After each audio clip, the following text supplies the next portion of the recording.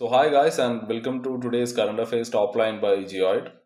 നമ്മൾ ഇന്ന് എടുത്തിരിക്കുന്ന ന്യൂസ് സ്മോൾ ടേബിൾ ഡിപ്ലോമസിയെ കുറിച്ചുള്ളതാണ്. എന്താണ് സ്മോൾ ടേബിൾ ഡിപ്ലോമസി, എങ്ങനെയാണ് ഇന്ത്യ അത് യൂസ് ചെയ്യുന്നത്, ഇത് എങ്ങനെയാണ് വർക്ക് ചെയ്യുന്നത്, എക്സാമ്പിൾസ് എന്തൊക്കെയാണ്, അഡ്വാൻറ്റേജസ് എന്തൊക്കെയാണ്, ലിമിറ്റേഷൻസ് എന്തൊക്കെയാണ് എന്നുള്ള കാര്യങ്ങളൊക്കെയാണ് നമ്മൾ ഇന്ന് ഡിസ്കസ് ചെയ്യാൻ പോകുന്നത്. നമ്മൾ ഈ കഴിഞ്ഞ കുറച്ച് വർഷങ്ങളായിട്ട് ഇൻ റീസെന്റ് ഇയേഴ്സ് ഇന്ത്യ ഇപ്പോൾ ഫോക്കസ് ചെയ്തുകൊണ്ടുള്ള ഗ്രൂപ്പ്സിൽ, അതായത് നമ്മൾ ചില സ്മോൾ ആൻഡ് ഫോക്കസ്ഡ് ഗ്രൂപ്പ്സിലാണ് നമ്മൾ കൂടുതൽ ശ്രദ്ധ കേന്ദ്രീകരിക്കുന്നത് എന്ന് നമുക്ക് വേണമെങ്കിൽ പറയാൻ പറ്റും. അതിൽ ബെസ്റ്റ് എക്സാമ്പിളാണ് ക്വാഡ്, പിന്നെ I2U2, ഇപ്പോൾ ഇന്ത്യ UAE കൂടിയിട്ടുള്ള നമ്മുടെ കുറച്ച് അങ്ങനത്തെ ലെവൽ ടോക്സ്, പിന്നെ ഇന്ത്യയും UAEയും ഫ്രാൻസും കൂടിയിട്ടുള്ള ഒരു ട്രൈലാറ്ററിലെ. ഇതെല്ലാം ഇതിന് എക്സാമ്പിൾസ് ആണ്. ഓക്കെ, ഇപ്പോൾ വലിയ വലിയ ഗ്ലോബൽ പ്ലാറ്റ്ഫോംസിലെല്ലാം കംപ്ലീറ്റ് ആയിട്ട് റിലീസ് ചെയ്യാണ്ട്. ഇപ്പോൾ നമ്മൾ UN എടുക്കാം, അല്ലെങ്കിൽ G20 എടുക്കാം. G20 ഒരു 20 രാജ്യങ്ങളുണ്ടാവും അല്ലേ. ഇപ്പോൾ അമേരിക്ക ഉണ്ട്, ചൈനയുണ്ട്, യൂറോപ്പ് ഉണ്ട്, പിന്നെ റഷ്യ ഉണ്ട്, ഇന്ത്യ ഉണ്ട്, ആഫ്രിക്കൻ യൂണിയൻ വന്ന് ചേർന്നിട്ടുണ്ട്. ആഫ്രിക്കൻ യൂണിയനിൽ തന്നെ ഏകദേശം 55ഓളം മെമ്പർ സ്റ്റേറ്റ്സ് ഉണ്ട്. സോ ഇത്രയും വലിയ ഗ്ലോബൽ പ്ലാറ്റ്ഫോംസിൽ അതിൽ ഒരുപാട് റിലേ ചെയ്യാണ്ട് നമ്മൾ ചെറിയ സ്മോൾ ആൻഡ് ഫോക്കസ്ഡ് ഗ്രൂപ്പ്സിൽ നമ്മൾ വർക്ക് ചെയ്തുകൊണ്ടിരിക്കുകയാണ്. ഓക്കെ, സ്മോൾ ടേബിൾ ഡിപ്ലോമസി എന്നതുകൊണ്ട് ഉദ്ദേശിക്കുന്നത് എന്താണ്? അതായത് രാജ്യങ്ങൾ ഇപ്പോൾ കൂടുതൽ പ്രിഫർ ചെയ്യുന്നത് വളരെ ചെറിയ ഫ്ലെക്സിബിൾ ഗ്രൂപ്പ്സ് ആവാനാണ്. ഓക്കെ, അതായത് അതിലുള്ള മെമ്പേഴ്സിനെല്ലാം കോമൺ ഇൻട്രസ്റ്റ് ആയിരിക്കും. വളരെ ക്വിക്കായിട്ടുള്ള പ്രാക്ടിക്കൽ റിസൾട്ട് കിട്ടുന്ന കാര്യങ്ങളിലാണ് അവർ ഫോക്കസ് ചെയ്യുന്നത്, അല്ലാണ്ട് വലിയ ലോങ് ഡിസ്കഷൻസിലൊന്നുമല്ല. ഓക്കെ, വളരെ ഫോക്കസ് ചെയ്തുകൊണ്ടുള്ള വളരെ ക്വിക്കായിട്ടുള്ള പ്രാക്ടിക്കൽ റിസൾട്ടുകളിലാണ് അവർ ഫോക്കസ് ചെയ്തുകൊണ്ടിരിക്കുന്നത്. നമുക്കറിയാം, ഈ ചെറിയ മീറ്റിംഗ് വയ്ക്കുന്ന സമയത്ത് ഡിസിഷൻസ് നമുക്ക് വളരെ ഫാസ്റ്റ് ആയിട്ട് എടുക്കാൻ പറ്റും അല്ലേ. റൈറ്റ്, അപ്പോൾ കുറച്ച് ആൾക്കാരെ ഉണ്ടാവുള്ളൂ, അപ്പോൾ നമുക്ക് പെട്ടെന്ന് ആ ഒരു ഡിസിഷനിലോട്ട് എത്താൻ പറ്റും. ഈ വലിയ മീറ്റിംഗ്സ് ആവുന്ന സമയത്ത് വളരെ വലിയ ലോങ് സ്പീച്ചസും, പക്ഷെ ഇത്രയും വലിയ സംസാരങ്ങൾ നടക്കുന്നുണ്ടെങ്കിലും ആക്ഷൻ വളരെ കുറവായിരിക്കും എന്ന് വേണം പറയാൻ. എന്തുകൊണ്ടാണ് ഇന്ത്യ ഇങ്ങനെ ഒരു സ്മോൾ ടേബിൾ ഡിപ്ലോമസി ചൂസ് ചെയ്യുന്നതെന്ന് ചോദിച്ചാൽ, ഇപ്പോൾ നമ്മൾ UN കാര്യം എടുക്കുകയാണെന്നുണ്ടെങ്കിൽ UN ആ ഒരു സെക്യൂരിറ്റി കൗൺസിലിൽ അവർക്കെല്ലാം വീറ്റോ പൊളിറ്റിക്സ് ആണ് അവിടെ ഉള്ളതല്ലേ. ഇപ്പോൾ പെർമനന്റ് മെമ്പേഴ്സിന്റെ കാര്യം എടുക്കാം, ഇപ്പോൾ 5ഓളം പെർമനന്റ് മെമ്പേഴ്സാണ് അതിലുള്ളത്. ഇവർക്കെല്ലാം വീറ്റോ പവറും ഉണ്ട്. അതായത് ഒരു മെജോറിറ്റി എന്തെങ്കിലും ഒരു റെസൊല്യൂഷൻ കൊണ്ടുവന്നാൽ കൂടി ഒരാളത് വേണ്ട എന്ന് പറഞ്ഞു കഴിഞ്ഞാൽ ആ സാധനം അങ്ങനെ പോകും. ഓക്കെ, അമേരിക്കയും UK-യും ഫ്രാൻസും റഷ്യയും ചൈനയും ഒക്കെയാണ് ഇതിലുള്ളത്. അപ്പോൾ വീറ്റോ പൊളിറ്റിക്സ് നമുക്ക് UN സെക്യൂരിറ്റി കൗൺസിലിൽ കാണാം. ഓക്കെ, ഈ ബിഗ് ഫോറംസിൽ അതാണ് പറഞ്ഞു വരുന്നത്. നമ്മൾ ഇങ്ങനെയുള്ള ഈ ഒരു big forums they have become very slow now days. പിന്നെ നമ്മൾ WTO എടുക്കുകയാണെന്നുണ്ടെങ്കിൽ അതിലുള്ള നെഗോസിയേഷൻസ് എല്ലാം ഇപ്പോൾ വളരെ കുറവാണ്. ഓക്കെ, മോസ്റ്റ്ലി നമുക്ക് വളരെ കുറവാണ് നമുക്ക് കാണാൻ കഴിയുന്നത്. പിന്നെ G20 എടുക്കാം. G20 ഞാൻ പറഞ്ഞതുപോലെ തന്നെ ഇത്രയും രാജ്യങ്ങൾ ഉള്ളതുകൊണ്ട് ഇവരുടെ ഇൻട്രസ്റ്റ് എല്ലാം ഡിഫറെൻ്റ് ആണ്. ഓക്കെ, അതുകൊണ്ട് ആ ഒരു നല്ലൊരു ഔട്ട്കം അതിൽ നിന്നും ഉണ്ടാവാനുള്ള ചാൻസ് വളരെയധികം കുറവാണ്. ഓക്കെ, അതായത് ഈ വലിയ വലിയ ബിഗ് ഫോറംസിന്റെ വലിയ പ്രശ്നം അതാണ്. അതായത് അവർ സംസാരം കൂടുതലും ഇതൊന്നും ഉണ്ടാവണ ആ ഒരു ഡെലിവറി വളരെ കുറവാണെന്ന് വേണം നമ്മൾ മനസ്സിലാക്കാൻ. ഇപ്പോൾ മോസ്റ്റ്ലി നമുക്കറിയാം ഈ ഒരു മൾട്ടിപോളാർ സെറ്റപ്പ്, ഇപ്പൊ ഗ്ലോബൽ പൊളിറ്റിക്സ് തന്നെ it is becoming multipolar, right. ഇപ്പോൾ അമേരിക്ക ആണെങ്കിലും ചൈന ആണെങ്കിലും യൂറോപ്പ് ആണെങ്കിലും റഷ്യ ആണെങ്കിലും ഇന്ത്യ ആണെന്നുണ്ടെങ്കിലും നമുക്കുള്ളതെല്ലാം ഡിഫറെന്റ് പ്രയോറിറ്റീസ് ആണ്. അതായത് ഏതെങ്കിലും ഒരു കാര്യം എല്ലാവർക്കും സെറ്റ് ആവില്ല, റൈറ്റ്. അപ്പോൾ ഏതെങ്കിലും ഒരു വൺ സൈസ് ഫിറ്റ്സ് ഓൾ എന്ന് പറയുന്ന ഒരു പരിപാടിയൊന്നും ഇനി ഇവിടെ വർക്കാവില്ല. ഇന്ത്യ ചൂസ് ചെയ്യുന്നത് ഇഷ്യൂ ബേസ് ചെയ്തുകൊണ്ടുള്ള പാർട്ണർഷിപ്പിലാണ്. ഇന്ത്യക്ക് വേണ്ടത് റിസൾട്ടാണ്. നമുക്കൊരിക്കലും ആ ഒരു സിംബോളിസം അല്ല നമുക്ക് വേണ്ടത്, വി വാണ്ട് റിസൾട്ട്. അതുകൊണ്ട് തന്നെ ഇപ്പം ഇന്ത്യ കൂടുതൽ ഫോക്കസ് ചെയ്യുന്നത് ഏതിലാണ്? ഓഫ് കോഴ്സ് ഡിഫൻസ് ആണ് നമ്മുടെ ഫസ്റ്റ്. ഡിഫൻസ് കോഓപ്പറേഷൻ മസ്റ്റ് ആണ്. പിന്നെ ടെക്നോളജിയിൽ നമ്മൾ ഫോക്കസ് ചെയ്യുന്നുണ്ട്. സപ്ലൈ ചെയിൻ ഫോക്കസ് ചെയ്യുന്ന ഏരിയ ആണ്. Maritime security, climate. Okay, small ഗ്രൂപ്പ്സിൽ നമ്മൾ പോകുന്ന സമയത്ത് അതിൽ നിന്നുള്ള ആ ഒരു റിസൾട്ട് ഫാസ്റ്റ് ആയിരിക്കും എന്ന് വേണം നമ്മൾ കമ്പയർ ചെയ്യുന്ന സമയത്ത്, ഈ വലിയ വലിയ ബിഗ് ഫോറംസ് ആയിട്ട് കമ്പയർ ചെയ്യുന്ന സമയത്ത്. ഇതിലുള്ള ഇന്ത്യയുടെ സ്മോൾ ടേബിൾ ഡിപ്ലോമസിയെ കുറിച്ച് പറയുമ്പോൾ നമ്മൾ എടുത്തു പറയേണ്ട ഒന്നാണ് ക്വാഡ്. ഓക്കെ, ക്വാഡിൽ ആരൊക്കെയാണുള്ളത്? ഇന്ത്യയും അമേരിക്കയും ജപ്പാനും ഓസ്ട്രേലിയയാണ് ഉള്ളത്. ഇതിന്റെ മെയിൻ ആയിട്ടുള്ള പർപ്പസ് എന്താന്ന് പറഞ്ഞാൽ, ഒന്ന് ചൈനയുടെ ആ ഒരു പവർ ബാലൻസിന് ഒന്ന് കൗണ്ടർ ബാലൻസ് കൊടുക്കുക എന്നുള്ളതാണ് ഒന്നാമത്തെ കാര്യം. രണ്ടാമത്തെ കാര്യം ഒരു free and open Indo Pacific ആണ്. പിന്നെ മാരിടൈം സെക്യൂരിറ്റി ആണ്. അതിൽ ഏറ്റവും ബെസ്റ്റ് എക്സാമ്പിൾ ആണ് ഇപ്പോൾ നമ്മൾ മലബാർ കോസ്റ്റിൽ നടന്ന നേവൽ എക്സസൈസ് ഉണ്ടല്ലോ, ഈ ക്വാഡിലുള്ള ആൾക്കാരാണല്ലോ നടത്തിയത്. അതൊരു നല്ല എക്സാമ്പിൾസ് ആണ്. പിന്നെ കോവിഡിന്റെ ടൈമിൽ ആ ഒരു വാക്സിൻ സപ്ലൈ എല്ലാം അങ്ങോട്ടും ഇങ്ങോട്ടും ഒക്കെ നമ്മൾ നടത്തിയിട്ടുണ്ടായിരുന്നു. വളരെ ക്രിട്ടിക്കൽ ടെക്നോളജി കോഓപ്പറേഷൻ നമുക്ക് കാണാൻ പറ്റും. ഇവിടെ ഉള്ളത് എന്താണ്, ഒരു ഫോർമൽ ട്രീറ്റോ കാര്യങ്ങളൊന്നുമല്ല, പക്ഷെ ഒരു എഫക്റ്റീവ്നെസ് നമുക്ക് ഇവിടെ കാണാൻ പറ്റും. പിന്നെ I2U2 എടുത്ത് പറയാം. ഇന്ത്യയും ഇസ്രായേലും UAEയും USA ഉള്ളതാണ് I2U2. ഇവർ ഫോക്കസ് ചെയ്യുന്നത് ഫുഡ് സെക്യൂരിറ്റിയിലും ക്ലീൻ എനർജി പിന്നെ ടെക്നോളജി ഇൻഫ്രാസ്ട്രക്ചറിലൊക്കെയാണ്. അതിൽ ബെസ്റ്റ് എക്സാമ്പിൾ എന്താന്ന് പറഞ്ഞാൽ ഈ ഫുഡ് പാർക്കുകളൊക്കെ ഇതിലുള്ള ഐഡിയ ആയിരുന്നു. അതായത് ഇന്ത്യയിൽ ഫുഡ് പാർക്ക് വെക്കുക, എങ്ങനെ ഇസ്രായേലിന്റെ ടെക്നോളജി ഉപയോഗിച്ച് ഇന്ത്യയിൽ ഫുഡ് പാർക്ക് വെച്ചിട്ട് അതിൽ UAE ഇൻവെസ്റ്റ് ചെയ്യുക.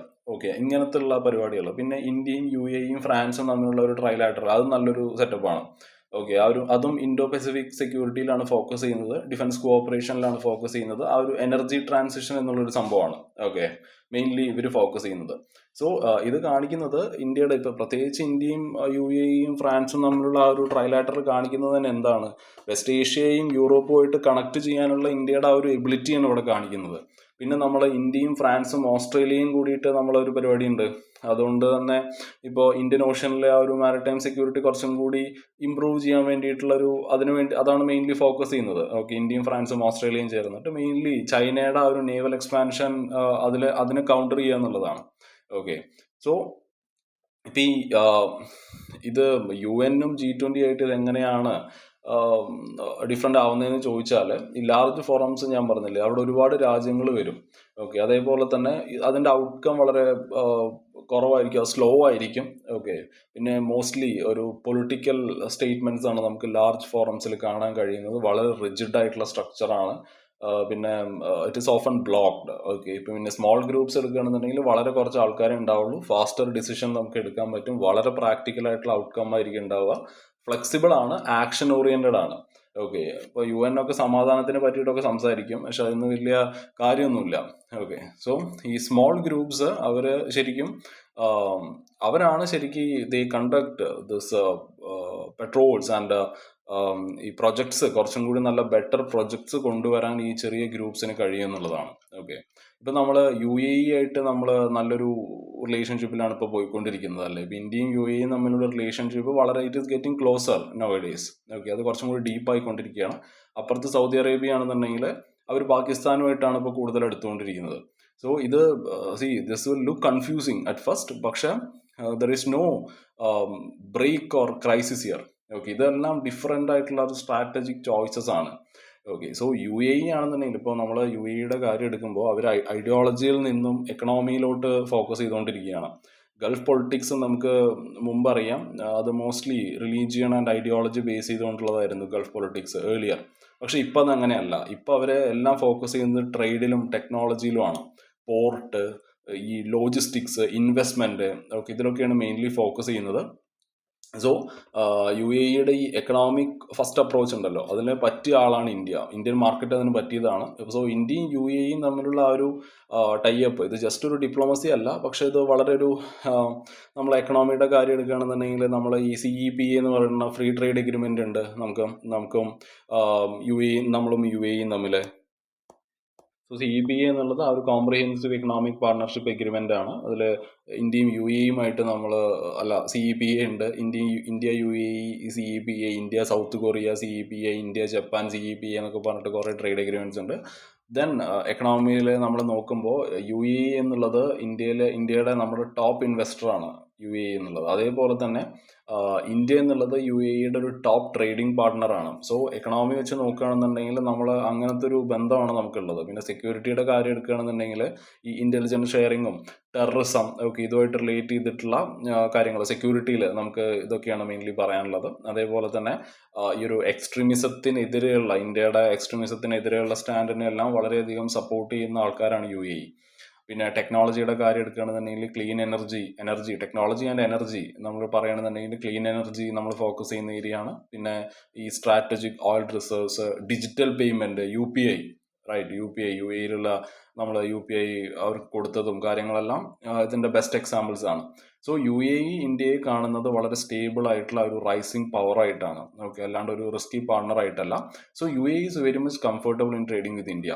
ഓക്കെ, സോ ഇന്ത്യ ഒരിക്കലും അവിടെ പോയിട്ട് അവരുടെ ഇന്റേണൽ പൊളിറ്റിക്സിൽ നമ്മൾ കയറിയിട്ട് ഇടപെടാറില്ല. ഓക്കെ, അതായത് ഒരു റെജീം ചേഞ്ച് എന്നുള്ള ഒരു മൈൻഡ് സെറ്റ് ഒക്കെ ഉണ്ടല്ലോ, അമേരിക്കയുടെ ആ ഒരു ടൈപ്പ് മൈൻഡ് സെറ്റ് നമുക്കില്ല. ദെൻ നമ്മൾ ട്രസ്റ്റ് ആണ്. ഓക്കെ, സോ ഇത് പൊതുവെ ആ ഒരു ട്രസ്റ്റിനെ ബിൽഡ് ചെയ്യും. ഭാവിയിലാണെന്നുണ്ടെങ്കിലും നമുക്കത് വളരെ നല്ലതാണ്. അപ്പോൾ അപ്പുറത്ത് സൗദി അറേബ്യ ആണെന്നുണ്ടെങ്കിൽ പാകിസ്ഥാനുമായിട്ട് അവർ വളരെയധികം അടുത്തുകൊണ്ടിരിക്കുകയാണ്. ഓക്കെ, ഇതൊരു ആൻറ്റി ഇന്ത്യ ആയിട്ടൊന്നും നമുക്ക് പറയാൻ പറ്റില്ല. അത് സൗദിയുടെ ഇന്റേണൽ അവരുടെ ഒരു റീജിയണൽ നീഡായിട്ട് വേണം നമ്മളിതിനെ കാണാൻ വേണ്ടിയിട്ട്. So Pakistan is very much useful to Saudi Arabia. Strategically നമ്മൾ നോക്കുമ്പോൾ പാകിസ്ഥാൻ ഇവർക്ക് വളരെയധികം യൂസ്ഫുൾ ആണ്. അതായത് ഒന്ന്, ലാർജ് മുസ്ലിം പോപ്പുലേഷൻ ആണ്, പിന്നെ ആ ഒരു ഇസ്ലാമിക് ഇൻസ്റ്റിറ്റ്യൂഷൻസിൻ്റെ ഇൻഫ്ലുവൻസ് കാണാൻ പറ്റും, പിന്നെ ആ ഒരു ഹിസ്റ്റോറിക്, ഇപ്പോൾ നമ്മൾ ചരിത്രപരമായിട്ട് തന്നെ ആ ഒരു ഡിഫൻസ് കോഓപ്പറേഷൻ നമുക്ക് കാണാൻ പറ്റും. സോ പാകിസ്ഥാനെ കാണുന്നത് ഒരു സിംബോളിക് ആയിട്ടുള്ള ഒരു ടാക്ടിക്കൽ പാർട്ണറായിട്ടാണ് UAE, അല്ലാണ്ട് ഒരു എക്കണോമിക് പവർ ഹൗസ് ആയിട്ടൊന്നുമല്ല, ഒരു ടാക്ടിക്കൽ പാർട്ണറായിട്ടാണ്. സോ സൗദി അറേബ്യ ആണെന്നുണ്ടെങ്കിൽ ഇപ്പോൾ അവർ ഇറാനുമായിട്ട് നല്ല ടോക്സ് നടത്തുന്നുണ്ട്, പിന്നെ ഇന്ത്യയിൽ ഇൻവെസ്റ്റ് ചെയ്യുന്നുണ്ട്, പിന്നെ പാകിസ്ഥാനുമായിട്ട് നല്ലൊരു ടൈപ്പ് അവർ മെയിൻറ്റെയിൻ ചെയ്യുന്നുണ്ട്, ചൈനയായിട്ട് അവർ there getting engaged with China. So ഇതൊരു സ്ട്രാറ്റജിക് ഹെഡ്ജിങ് എന്നാണ് നമ്മളിതിന് പറയുക. ഓക്കെ, സോ സൗദി പാകിസ്ഥാനും തമ്മിലുള്ള ടൈസ് അത് കുറച്ചും കൂടി ഇമോഷണലാണ്, എക്കണോമിക് ഒന്നുമല്ല, അത് ഇമോഷണലാണ്. ഓക്കെ, സോ നമ്മളിപ്പോൾ സൗദി പാകിസ്ഥാൻ ഈ ഒരു ക്ലോസ്നെസ്സിൽ നമുക്ക് ഇതിൽ എന്തെങ്കിലും, അതായത് നമുക്ക് എന്തെങ്കിലും ഇവിടെ നഷ്ടം ഉണ്ടോ എന്നൊക്കെ ചോദിച്ചു കഴിഞ്ഞാൽ, ഇന്ത്യ സൗദി റിലേഷൻസ് ഒക്കെ ഉണ്ടല്ലോ, ഇന്ത്യ സൗദി റിലേഷൻസിനെ പറ്റിയിട്ട് എടുത്ത് പറയുന്ന സമയത്ത് നമുക്ക് അവരുമായിട്ട് വിഷൻ 2030, എനർജി, ഇൻവെസ്റ്റ്മെന്റ്, ഇതിലെല്ലാം സൗദിയായിട്ട് നമ്മൾ നല്ലൊരു പാർട്ണർഷിപ്പ് നമുക്കുണ്ട്. ഓക്കെ, സോ സൗദി അറേബ്യ എപ്പോഴും ഇന്ത്യനെയും പാകിസ്ഥാനെയും അവർ സെപ്പറേറ്റ് ബാസ്ക്കറ്റ്സിലാണ് കാണുന്നത്. ഓക്കെ, സോ നമ്മൾ മനസ്സിലാക്കേണ്ടത് UAE ആണ് എപ്പോഴും നമ്മുടെ ഇന്ത്യയുടെ ഒരു പ്രൈമറി ഗൾഫ് ആങ്കർ എന്ന് പറയുന്നത് UAE ആണ്. ഓക്കെ, ഗൾഫ് ഇപ്പോൾ ഒരു സിംഗിൾ ബ്ലോക്ക് ആയിട്ട് നമുക്ക് കാണാൻ പറ്റില്ല. Gulf is no longer a single block nowadays. So ഈ ഒരു West Asia completely it is getting fragmenting into multiple power centres. ഇപ്പോൾ UAE ആണെന്നുണ്ടെങ്കിൽ ഇപ്പോൾ അവർ എക്കണോമിയിലാണ് ഫോക്കസ് ചെയ്യുന്നത്, എക്കണോമിയും ടെക്നോളജിയാണ് ഫോക്കസ് ചെയ്യുന്നത്, പ്ലസ് ഇന്ത്യനെ അവർ വളരെയധികം കൂടെ നിർത്തുന്നുണ്ട് UAE. സൗദി ആണെന്നുണ്ടെങ്കിൽ ആ ഒരു റീജിയണൽ ലീഡർഷിപ്പിലാണ് അവർ ഫോക്കസ് ചെയ്യുന്നത്, ആ ഒരു ഇസ്ലാമിക് ലെജിറ്റിമസി അതിൻ്റെ കൂടെ ഉണ്ട്. ഖത്തർ മീഡിയേഷൻ ആണ്, ഖത്തർ മീഡിയേറ്റർ ആണ്, എല്ലാത്തിൻ്റെയും നടുവിൽ നിൽക്കുന്ന ഒരാളായിട്ടാണ് ഖത്തർ നിൽക്കുന്നത്. ഇറാൻ ആണെന്നുണ്ടെങ്കിൽ ആ ഒരു റെസിസ്റ്റൻസ് ആക്സിസ് ഒക്കെ ആയിട്ട് നമുക്ക് ഇറാനെ കാണാൻ പറ്റും. സോ ഇതിൽ ഇന്ത്യ വളരെ സ്മാർട്ടായിട്ടാണ് കളിക്കുന്നത്, ബിക്കോസ് നമുക്ക് നല്ല ടൈഅപ്പുകൾ ഉണ്ട്. ഓക്കെ, അതായത് നമ്മൾ ഫോക്കസ് ചെയ്യുന്നത് ആ ഒരു റിട്ടേൺസിലാണ്. Okay, India is smartly deepening the ties where returns are highest. Okay, ഒരു ഐഡിയോളജിക്കൽ ക്യാമ്പ്സിനെ നമ്മൾ അവോയ്ഡ് ചെയ്യുകയാണ്, അതേപോലെ തന്നെ സ്മോൾ ഗ്രൂപ്പിംഗ്സിനെ നമ്മൾ യൂസ് ചെയ്യുന്നുണ്ട്, അതിൽ ഫോക്കസ് ചെയ്യുന്നുണ്ട്. ഓക്കെ, സോ നമുക്ക് നമ്മുടെ മെയിൻ ടോപ്പിക്കിലോട്ട് തിരിച്ചു വരാം, ആ ഒരു small table diplomacy. So small table ഡിപ്ലോമസിയുടെ അഡ്വാൻറ്റേജസ് നമ്മൾ നോക്കുമ്പോൾ നമുക്ക് എന്തൊക്കെ പറയാൻ കഴിയും? ഫാസ്റ്റ് ആയിട്ടുള്ള ഡിസിഷൻ മേക്കിംഗ് ഒരു അഡ്വാൻറ്റേജ് ആണ്, ഒരു ട്രസ്റ്റ് ബേസ് ചെയ്തുകൊണ്ടുള്ള കോഓപ്പറേഷൻ നമുക്ക് കാണാൻ കഴിയും, ഇഷ്യൂ സ്പെസിഫിക് ആയിട്ടുള്ള ഫോക്കസ് ആണ് നമുക്ക് സ്മോൾ ടേബിൾ ഡിപ്ലോമസിയിൽ കാണാൻ കഴിയുന്നത്. ഇന്ത്യയുടെ ഒരു സ്ട്രാറ്റജിക് ഓട്ടോണമി എൻഹാൻസ് ചെയ്യുന്നതാണ്. Then it will position India as A bridge power. Okay, ഇതിൻ്റെ ലിമിറ്റേഷൻസിലോട്ട് പോകുന്ന സമയത്ത് നമുക്കറിയാം, ഈ ചെറിയ രാജ്യങ്ങൾ അവർക്ക് ചിലപ്പോൾ അവരുടെ ഇൻട്രസ്റ്റിന് എതിരായിട്ടൊക്കെ എന്തെങ്കിലും വന്നു കഴിഞ്ഞാൽ ആകെ 4 പേരെ ഉണ്ടാവുള്ളൂ. അപ്പോൾ ഇന്ന് പുറത്തേക്ക് പോയാലും വലിയ കാര്യമൊന്നുമില്ല, അതുകൊണ്ട് അവർ പുറത്തേക്ക് ലെഫ്റ്റ് അടിച്ച് പോകും. Okay, so it is not inclusive. Okay, അതൊന്നാമത്തെ കാര്യം. പിന്നെ രണ്ടാമത്തെ കാര്യം, ഈ ഗ്ലോബൽ ഇൻസ്റ്റിറ്റ്യൂഷൻസിനൊന്നും നമുക്ക് കംപ്ലീറ്റ്ലി ഇതുമായിട്ട് റീപ്ലേസ് ചെയ്യാൻ നമുക്ക് കഴിയില്ല. പിന്നെ ഇതിൽ ബ്ലോക്ക് പൊളിറ്റിക്സ് വരും, അതൊരു പ്രശ്നമാണ്. സോ ഇവിടെ ഇന്ത്യ രണ്ടും ഫോളോ ചെയ്യേണ്ടതെന്ന് നമുക്ക് വേണമെങ്കിൽ പറയാം. ഓക്കെ, നമ്മൾ ഗ്ലോബൽ ഇൻസ്റ്റിറ്റ്യൂഷൻസിനെ റിഫോം ചെയ്യാനും അതേപോലെ തന്നെ സ്മോൾ ഗ്രൂപ്പ്സ് അതിൽ ഫോക്കസ് ചെയ്തുകൊണ്ട് ആ ഒരു ഔട്ട്കം കുറച്ചും കൂടി ബെറ്റർ ആക്കാൻ എന്തൊക്കെ ചെയ്യാൻ പറ്റുമോ അതൊക്കെ ചെയ്യുകയാണ് നമ്മൾ ചെയ്യുന്നത്. ഓക്കെ, സോ UPSC വളരെ ഇമ്പോർട്ടൻ്റ് ആയിട്ടുള്ളൊരു ടോപ്പിക്കാണ് ഇന്ത്യയുടെ ഫോറിൻ പോളിസി. നമുക്ക് പേപ്പർ 2 ഇമ്പോർട്ടൻ്റ് ആണ്. ഓക്കെ, IR പിന്നെ ഈ യൂണിലാറ്ററലിസം, multilateralism, Indo Pacific strategy, okay, ഇതെല്ലാം വളരെ ഇമ്പോർട്ടൻ്റ് ആണ് in your exam point of view. So small table diplomacy കാണിക്കുന്നത് വളരെ കോൺഫിഡൻ്റ് ആയിട്ടുള്ള, പ്രാക്ടിക്കൽ, വളരെ മെച്യൂർ ആയിട്ടുള്ള ഒരു ഇന്ത്യയാണ് കാണിക്കുന്നത്. ഓക്കെ, വി ആർ നോട്ട്, നമ്മൾ ആ ഒരു ഗ്ലോബൽ ഇൻസ്റ്റിറ്റ്യൂഷൻസിനെ കംപ്ലീറ്റ്ലി റിജക്റ്റ് ചെയ്യല്ല. ഓക്കെ, പക്ഷെ നമ്മൾ we are not waiting endlessly either here. Okay, അപ്പോൾ ലെസ് ടോക്ക് മോർ ആക്ഷൻ, അതാണ് ഈ ഒരു സംഭവം. So that's it. അപ്പോൾ നാളെ വേറൊരു ടോപ്പിക്കായിട്ട് വരാം. Bye, have a nice day. Thank U.